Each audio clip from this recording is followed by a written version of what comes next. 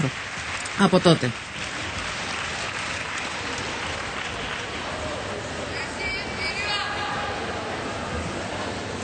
Και πάμε να δούμε άλλη μια πολύ μεγάλη ομάδα, τη Χρυσή Ολυμπιονίκη της Αθήνας και του Σίδνη, την ομάδα της Ρωσίας. Η Ρωσία όμως στην Καλαμάτα την πρώτη μέρα δεν είχε την απόδοση που θα περίμενε κανείς, όπως και δεν την είχε και στο ΤΙΕ που την νίκησε η Βουλγαρία.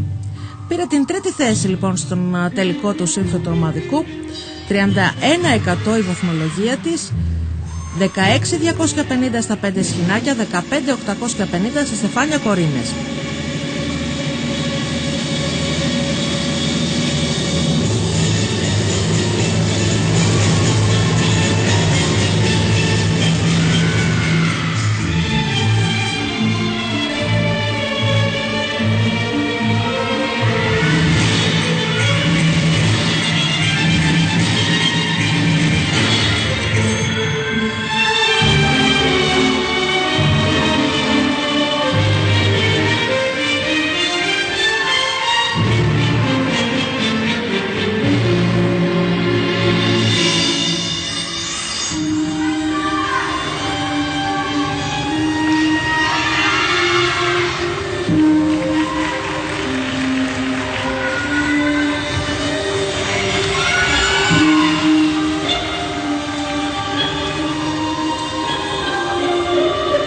Όμορφες αλλαγές και σχηματισμοί παρακολουθούμε από την ομάδα του Ανσάμπλ της Ρωσίας.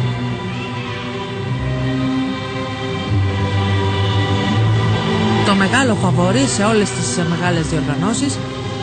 Το ζητούμενο είναι αν θα καταφέρει μια ομάδα να της πάρει τα σκύπτρα.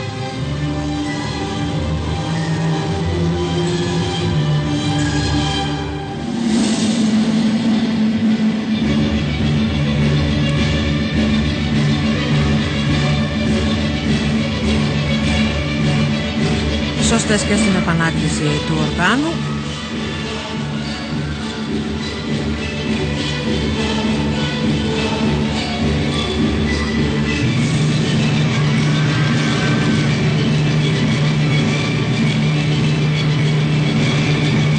Πολύ καλός και ο συγχρονισμός τους.